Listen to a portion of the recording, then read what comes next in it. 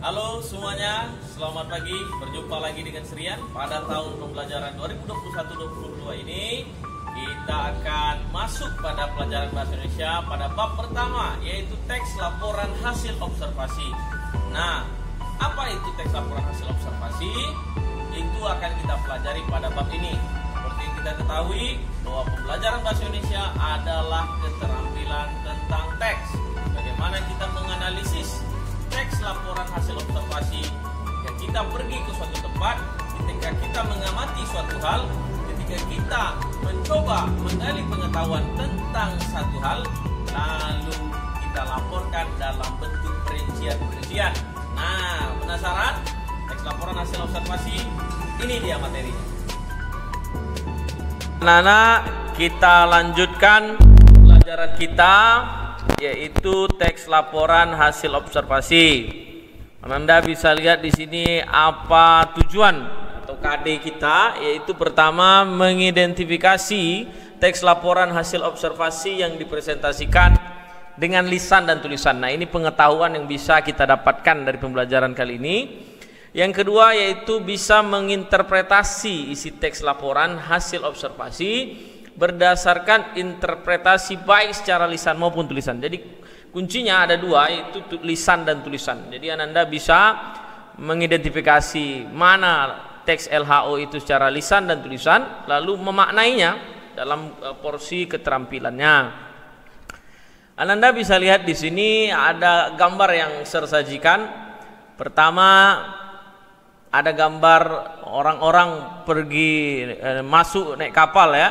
Nah, ini kira-kira orang pergi mudik ya, ini fenomena sosial kita kategorikan. Yang kedua, sebelah kanannya adalah gunung yang meletus. Nah, ini kita sebut sebagai fenomena alam. Sementara di bawahnya lagi ada tumpukan sampah ya, tumpukan sampah. Kemudian yang terakhir itu ada Komodo. Nah, ini Pulau Komodo. Apa maksud Serian menyajikan gambar-gambar ini?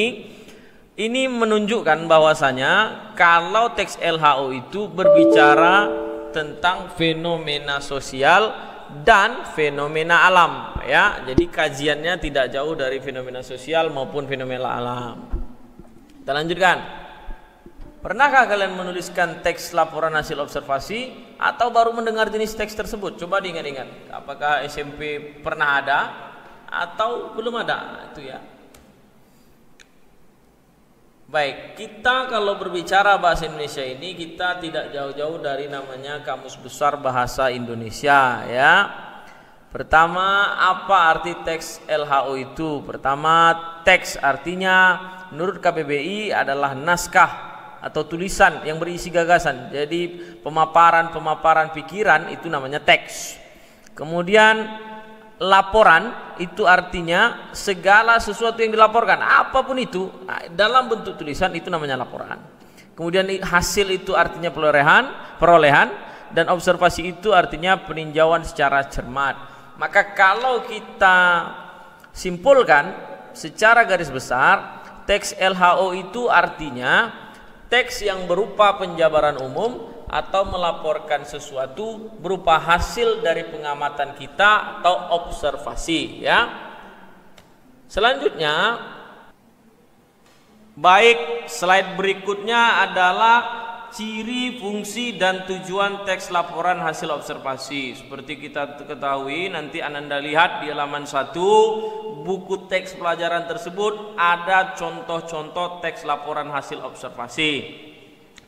Ciri yang pertama, teks LHO itu harus bersifat objektif ya. Dia bukan sudut pandang perorangan, tapi sudut pandang tentang apa yang difokuskan. Maka sifat cirinya itu objektif dan global. Kemudian dia ditulis secara lengkap dan sempurna. Lalu dia ini tidak dibuat-buat. Apa yang terjadi fenomena itu, nah itu fakta yang ada di lapangan. Nah, itu yang diangkat. Nah, itu ciri ketiga. Kemudian yang keempat, namanya laporan hasil observasi, maka dia berupa hasil penelitian. Yang kelima, cirinya adalah objek tunggal. Dia tidak boleh lebih dari satu. Misalnya berbicara tentang Pulau Komodo tadi, maka Pulau Komodo tadi sebagai objek wisata apa-apa saja deskripsinya. Nah, itu yang dijelaskan. Setelah kamu ke Pulau Komodo atau mencari di internet, apa observasinya, hasilnya apa.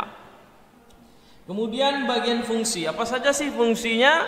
Pertama, melaporkan pengamatan. Jadi dengan LHO ini kita adalah sebuah laporan, ya, fungsinya sebagai laporan. Yang kedua, sebagai problem solving, pemecahan masalah dalam pengamatan, ya. Jadi ini adalah alternatif solusi. Yang ketiga adalah sebagai sarana dokumentasi. Jadi ketika ditanya mana apa yang pernah kamu lakukan, tidak ada laporannya, maka itu tidak sah, maka harus ada dokumentasi. Yang keempat, tentu saja karena ini sudah merupakan hasil observasi, tentu saja ini menjadi sumber informasi yang sahih, ya, yang terpercaya, bisa dipercaya dia. Kemudian yang kelima, setelah adanya LHO ini, maka ini sebagai tonggak ukur apa yang harus dilakukan berikutnya. Maka dia muncul fungsinya sebagai dasar penyusunan kebijaksanaan. Tabel selanjutnya tujuannya adalah pertama, mengatasi suatu persoalan. Jadi dengan LHO ini kita bisa mengatasi apa saja persoalan. Misalnya persoalan sampah di slide serian tadi. Nah, maka apa setelah ada teks LHO ini, apa yang harus dilakukan pemerintah daerah, stakeholder atau apapun itu untuk mengatasinya.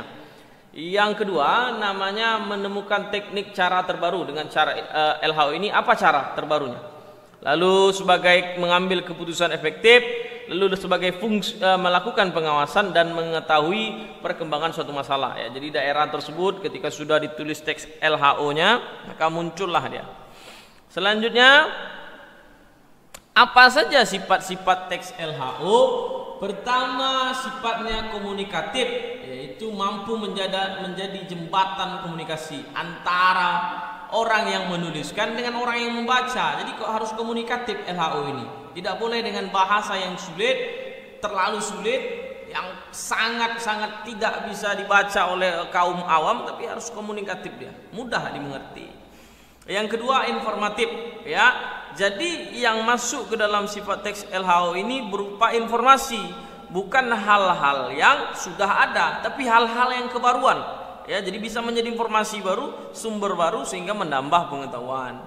Yang ketiga, sifatnya objektif, yaitu tadi bersifat faktual, fakta, tidak dibuat-buat. Jangan kalian buat teks LHO tentang yang tidak ada, tahayul, ya, tidak bisa. Teks LHO itu berangkat dari sebuah fakta.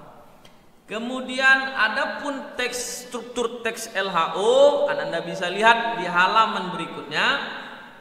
Buka bukunya, ya, jangan tidak ada bukunya di meja. Pertama, pernyataan umum. Jadi contoh pernyataan umum ini adalah definisi, nama lainnya. Jadi definisinya, contoh ketika kamu berbicara kota Pekanbaru, maka kamu di pernyataan umum kamu akan menyatakan kota Pekanbaru. Nah, sementara di struktur bagian kedua ada deskripsi bagian. Nah, di Pekanbaru itu ada apa saja gitu. Apakah ada payung sekaki, apakah ada Marpoyan Damai, apakah ada Rumbai, apakah ada Tenayan Raya. Nah, itu di bagian. Jadi dalam konteksnya LHO ini bisa dikategorikan sebagai teks klasifikasi berupa laporan. Yang ketiga adalah deskripsi manfaat atau simpulan. Ketika Pekanbaru sudah dijelaskan, ketika Tenayan Raya, Marpoyan Damai, Payung Sekaki sudah dijelaskan, maka apa kesimpulan yang kita bisa dapatkan? Apa manfaat dari kita dapatkan dari teks tersebut sebagai penulis untuk menyampaikan? Nah, itu observasinya. Manfaatnya apa? Saya pikir itu saja pembelajaran kita, singkat, padat, ya. Mudah-mudahan Anda bisa mengerti apa yang saya sampaikan. Kita jumpa lagi di pertemuan. Baik Anda sekalian, demikianlah pembelajaran kita hari ini. Apapun itu, ada keluhan, pertanyaan, tanyakan serian lewat WhatsApp dan Edmodo. Untuk pertemuan berikutnya kita masih membahas teks laporan hasil observasi. Silakan Anda mengerjakan latihan setelah menonton video ini. Terima kasih, sampai jumpa.